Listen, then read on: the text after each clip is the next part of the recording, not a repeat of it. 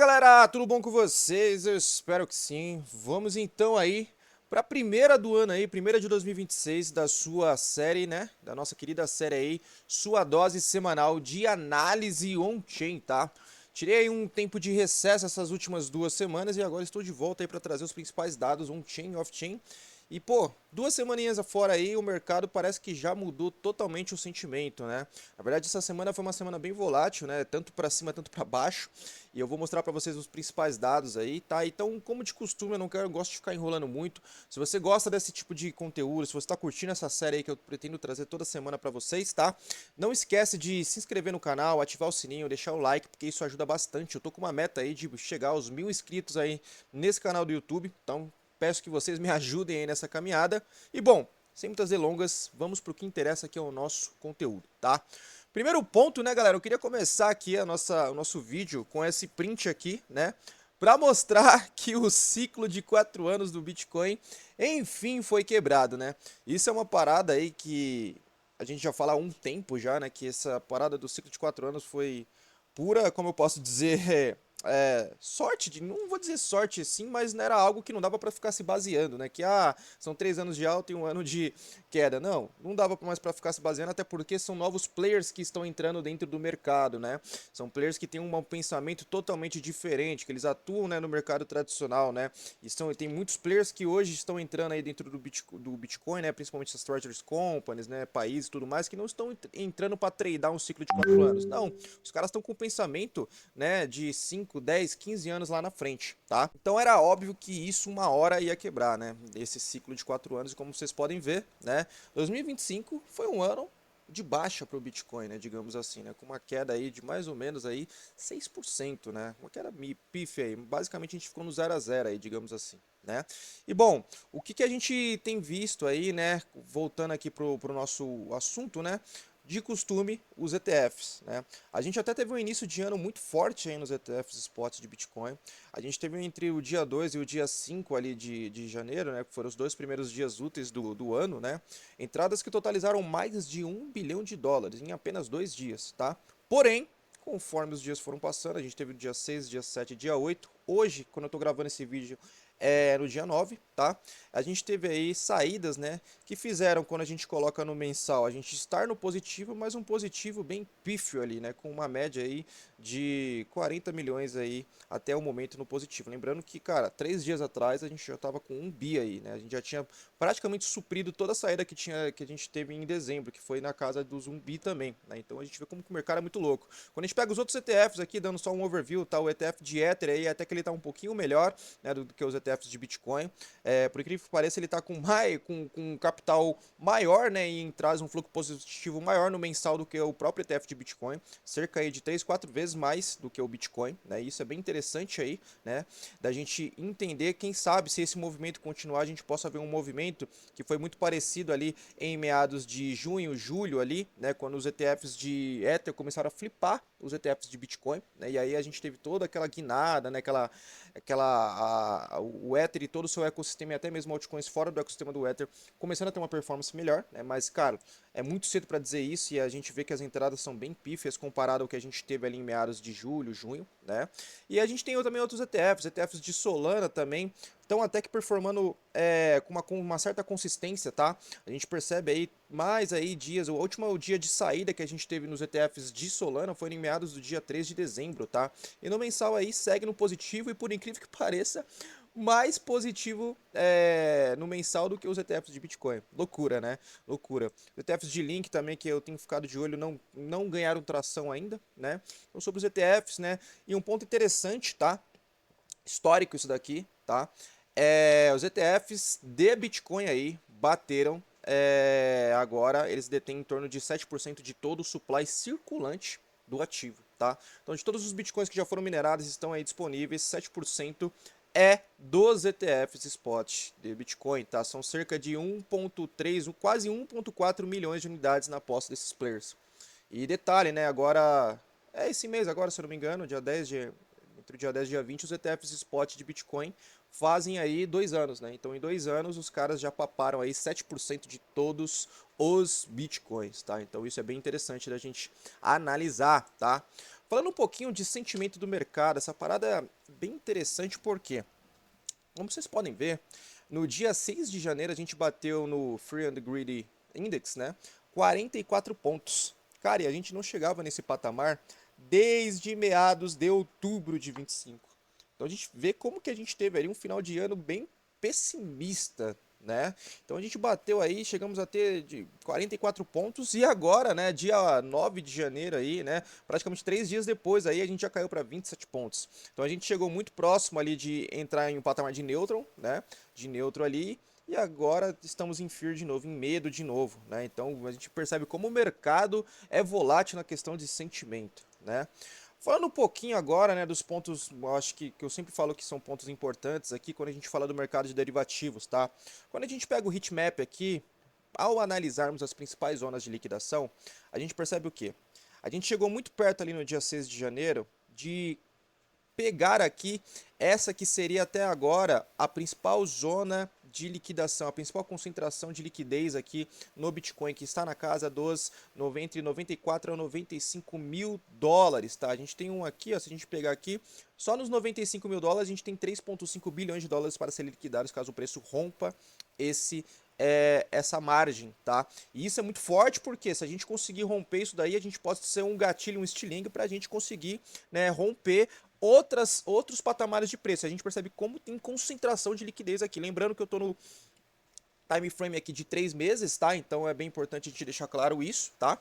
E a gente chegou muito próximo. Ali no dia 5, dia 6 de janeiro, a gente praticamente bateu e voltou. Tá? Então a gente percebe também como que é uma área que tem uma resistência muito forte. E quando a gente compara aqui, né, a quantidade de posições em long e short, a gente percebe que, cara, tá, praticamente o mercado está numa indecisão muito grande, tá? A gente tem em torno aí de 101 bilhões de dólares em posições em short contra aqui 94 bilhões de dólares em posições em long, tá? Então é uma discrepância muito pequena. Muito pequena, isso mostra que o mercado realmente está num período de indecisão, tá? Então a gente precisa ficar de olho aí. Lembrando, zona dos 95 mil dólares aqui até o momento, a zona com maior concentração de liquidez, que pode ser um gatilho se a gente conseguir romper isso daí, tá? Quando a gente pega o Open Interest, a gente vê que o mercado pouco a pouco começa a ficar eufórico, né? A alavancagem começa a crescer. Do dia 1º de janeiro, a gente saiu de 54 bilhões de dólares no Open Interest, tá? Para atuais 62 bilhões de dólares em praticamente 8 dias, tá? Então a gente cresceu 10 bi aí em 8 dias. Então o mercado tá começando a ficar eufórico de novo e a gente sabe que, né, mercado eufórico, a gente vê aí que os movimentos tanto para baixo quanto para cima começam a ficar mais acentuados, né? E um ponto interessante também que eu separei aqui para vocês é quando a gente pega aqui o Realized Profit and Loss, aqui contabilizando bitcoins, tá?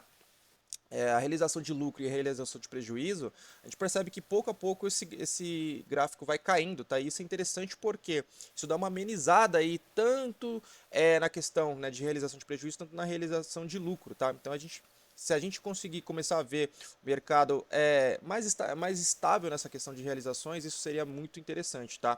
Tudo indica que aqui em meados lá de novembro, né, isso foi talvez ali uma liquidação mesmo assim, não vou dizer um fundo, né?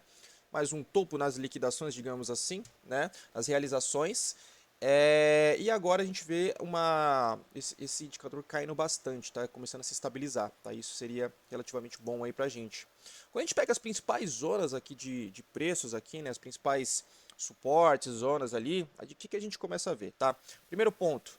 O True Remain aqui, que é o preço médio dos investidores ativos, tirando moedas perdidas e tudo mais, continua na base aí dos 81 mil dólares. Então 81 mil dólares continua sendo ali o nosso último suporte, tá? Quando a gente pega o de primeiro desvio padrão aqui dos Short Term Holders, ele está na faixa aí dos 85 mil dólares. Então ele caiu bastante aí, né? Desde ali de meados do ano, do final do ano passado.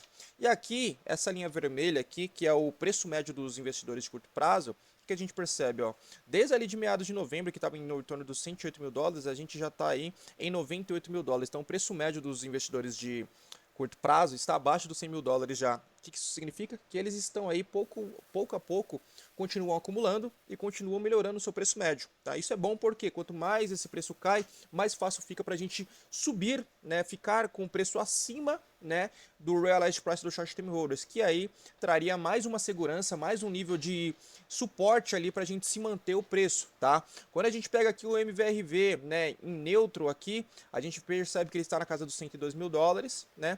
Então, assim, a média de 200 dias também é uma média importante, na casa dos 106 mil dólares. A gente percebe que está tudo muito perto ali, né? Tudo muito colado ali. Então a gente precisa ficar esperto nessas médias, né? Claro que isso me deixa feliz porque hoje a gente está muito mais próximo, digamos assim, muito mais próximo não, né? A gente está mais próximo, né? Pelo menos estava ali no dia 6 de janeiro, quando a gente bateu os 94 mil dólares ali, né? Do preço médio dos short term holders, do que o suporte aqui do three man, tá? Então a gente precisa, o próximo alvo que a gente tem que ter aí em mente é estar acima do preço médio dos short term holders, tá? Então é isso que a gente tem que ficar de olho aí para os próximos dias, semanas aí, quem sabe, tá? Outro ponto interessante aqui, quando a gente pega aqui dividindo por UTXOs, né, o time frame aqui por UTXOs, é um ponto aqui que eu achei bem bacana, que quando a gente pega os investidores de um mês a 3 meses e investidores de 6 meses a 12 meses, a gente percebe que os investidores mais recentes, né, de um mês a 3 meses, estão com um preço médio melhor do que os investidores de 6 meses a 12 meses. Isso é muito louco, né? Porque era para ser o contrário, né? Então a gente teve esse cruzamento.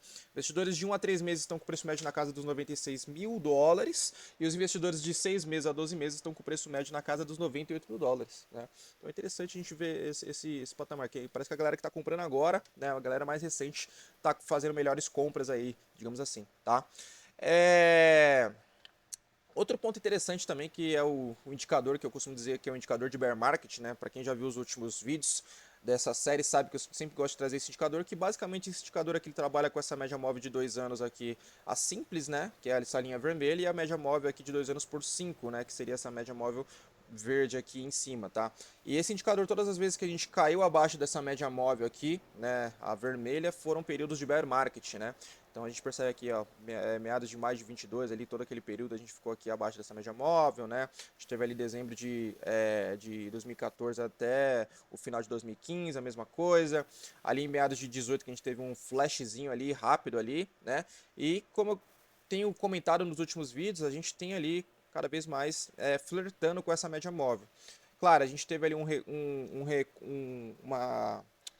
respiro, digamos assim, né, quando o Bitcoin chegou a bater os 94 mil dólares, mas agora já estamos perto de novo, né, relativamente perto, né, e a gente precisa ficar de olho. E olha a confluência que a gente tem, né, essa média móvel hoje está na casa dos 84 mil dólares, tá, e ela foi crescendo bastante conforme o mês foi passando, os dias foram passando, né, e ela saiu em torno de 82 e agora já está em 84, tá, então é bem interessante que a gente se mantenha acima dessa média móvel e se afaste dela a cada semana, tá? É isso que a gente precisa ver aí, falando desse indicador, tá? E aqui é um ponto positivo, tá? Um ponto positivo que chamou bastante atenção aí nessas últimos dias aí, né? Eu vi bastante gente aí no X comentando também, tá? Vou começar por esse indicador aqui, tá? Esse indicador é o Holder Sentiment, né? Que basicamente ele pega ali os investidores de longo prazo, né? E ele mostra se os long term holders estão é, como eu posso dizer, estão aptos aí a acumular, né? Ou estão aí sem interesse em acumular e possivelmente liquidando suas posições, tá? Então, quando a gente tem picos aqui, tá? Significa que os long term holders estão aí acumulando, né? Estão aí voltando a comprar. E quando a gente tem para baixo aqui, significa que os long term holders estão aí liquidando suas posições. De uma maneira simplória, é isso. Olha que interessante, tá? A gente estava aí num período bem grande aí, um período de liquidação acentuada pelos long term holders. E olha o que aconteceu com o indicador.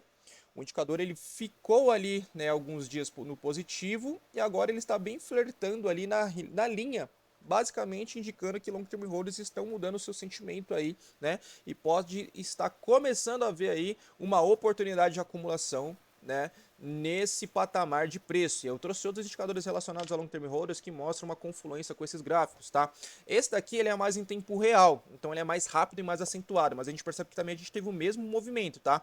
Ali em meados ali do dia 27, o indicador quase teve uma reversão, né? Ou seja, aqui em azul a gente tem aqui a posição dos long term holders e em amarelo a gente tem a posição dos short term holders. Então, por um pouquíssimo momento ali, os long term holders eles voltaram a acumular e depois voltaram a liquidar suas posições. O que a gente precisa ver é esse indicador invertendo. Eu já trouxe esse indicador várias vezes aqui, praticamente toda a série que eu gravo eu sempre trago esse indicador, porque é um indicador muito importante, na minha opinião, de acompanhar, e a gente precisa ver isso.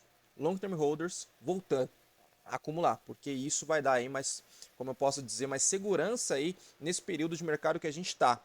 Então a gente viu aqui quase invertendo a curva, depois deu uma acentuada e depois, né, agora a gente está nesse período aí de decisão. Então é um indicador que eu tenho acompanhado bem de perto aí, dia após dia. E quando a gente pega esse indicador aqui, que é o que também falando sobre long term holders, né, que ele trabalha com uma média móvel de 30 dias, que ela deixa aí o mais suave aqui a movimentação, a gente percebe que aqui já está praticamente indicando positivo. Tá bem pouco ainda, né, comparado, pô, as movimentações que a gente viu nas últimas duas acumulações ali, mas já está indicando aí uma acumulação por parte dos long term holders, tá? Mas eu acho que assim, para a gente analisar, o importante é esse daqui mesmo, que ele é em tempo real, tá? Aqui também é a mesma coisa, tá? Só para mostrar para vocês aqui, aqui nessa a linha preta em si, né, que é a linha aqui de contorno, aqui ela mostra as movimentações aí das carteiras de 6 meses acima, né, no caso, digamos assim. E a gente percebe que também as movimentações estão caindo bastante, ou seja, as moedas estão começando a ficar paradas, tá? Quando a gente vê esses picos de movimentação, significa basicamente uma long term holders aí, investidores de longo prazo aí movimentando suas moedas, seja para corretora, né, na maioria das vezes para liquidação, né, seja movimentando de uma carteira para outra, tá? Quando a gente pega aqui falando agora um pouquinho de short term holder da outra ponta, a gente percebe que, tá? Parece que a gente realmente passou ali em meados de novembro ali um momento de capitulação ali dos short term holders, tá? E agora a gente vê esses players pouco a pouco começando a voltar a ficar no lucro, tá? Ainda tem aí um longo caminho ainda, né? Mas parece de verdade mesmo que o pior já passou. Quem tinha que sair dos short term holders parece que já saiu. O que me preocupa é o quê? Caso a gente chegue ali no realized price dos short term holders, que está na casa dos 98 mil dólares, esses players queiram sair no 0 a 0. Isso me preocupa, tá? Isso me preocupa porque aí a gente possa ver outra cascata de liquidação na mão desses caras, tá? Aqui a gente percebe a mesma coisa, né? Ali em meados de novembro a gente viu ali o supply na mão do short term holders, praticamente 99% de supply no prejuízo. A gente tinha em torno de 4,9 milhões de unidades de BTC no prejuízo e eles tinham um total de 5 milhões. Então, pô, era basicamente tudo, né? E hoje a gente vê isso caindo bastante, né? Quando a gente pega aqui, deixa eu dar um zoom out aqui só para mim dar uma olhada, ó. A gente tem em torno de 3,4 milhões de unidades do short term holders no prejuízo e no total eles têm 5,8 milhões. Então já mudou bastante aí a situação quando a gente vê desses players. Isso é bom, isso é positivo, tá? Pegando aqui o RPD aqui dividido por cohorts, tá? A gente percebe, desconsidera esse candle aqui, tá, galera? Esse candle aqui foi aquelas movimentações da Coinbase que até agora sujou esse indicador e os caras não arrumam nada, mas beleza, deixa aí. A gente percebe que tem aqui bastante candles aqui, tá, dos long term holders no prejuízo, tá? Inclusive os maiores candles hoje, as maiores concentrações de long term holders estão no prejuízo hoje, né? Então é algo aí também interessante que a gente tem visto, né? E esse indicador ele mostra aqui, né, de uma maneira mais detalhada. Hoje 83% do supply na mão dos long term holders está no positivo, ou seja, a gente tem em torno aí de 16, 17% aí do supply deles no negativo. Não é algo muito grande assim, né? A gente vê que já tivemos períodos parecidos aqui, depois o indicador voltou, ou seja, esses players voltaram a acumular lucro, mas a gente tem que ficar de olho nisso, tá? E saindo do Bitcoin um pouquinho, falando sobre as principais narrativas aqui nos... Vou colocar 30 dias que eu acho que fica melhor, eu fiquei tanto tempo parado aí. A gente percebe que as principais narrativas hoje que estão performando bem hoje é ICM com uma valorização em torno de 24%, né? Agentes de A com 4%, meme coins aí, né? Trouxe até uma questão sobre meme coins para mostrar para vocês, com quase 2%. DeFi, né? E até mesmo L1, tá? Quando a gente traz para 7 dias, a gente vê que a performance muda um pouco o jogo, né? Eles tiveram uma recuperação um pouco maior aí, depois daquela acentuada que a gente teve, né? Isso é legal, porque fazia tempo que a gente não via setores no lucro, né? E quando eu falo setores, eu falo tudo que relacionado, tudo que não seja Bitcoin. A gente sabe aí que, pô, tava bem sofrido aí, e é interessante a gente começar a ver aí setores performando bem, tá? E quando a gente pega até aqui mesmo a dominância por Open Interest, né, que é um indicador interessante, a gente vê que a dominância do Others, que é basicamente tudo que não é Bitcoin e Ether, né? Ela tem crescido, né? Crescido gradativamente. A gente saiu ali em torno do dia 23 de dezembro, saiu de 26%, tá? para atuais aí 28%. A gente teve até um pico ali em 29% no dia 6 de janeiro, mas também, isso é interessante, né? Porque a gente sabe que esse indicador, todas as vezes que a gente teve a dominância de Open Interest, do Orders, crescendo, foram períodos que as altcoins performaram muito bem, performaram melhor do que o próprio Bitcoin e tudo mais, tá? Aqui em Memecoin Dominance, eu nem vou passar esse daqui, eu vou passar esse daqui, né, que eu acho que é melhor. Esse daqui, esse post meu aqui foi no dia 5 de janeiro. E quando a gente via nos últimos 7 dias, o market cap das memecoins aí teve um crescimento de 21%. E o volume mais do que dobrou, tá? Então é muito louco isso daí, porque é aquela, né? Ano novo, hábitos antigos, né? A galera vem para degenerar com tudo aí, né? Com tudo, com tudo.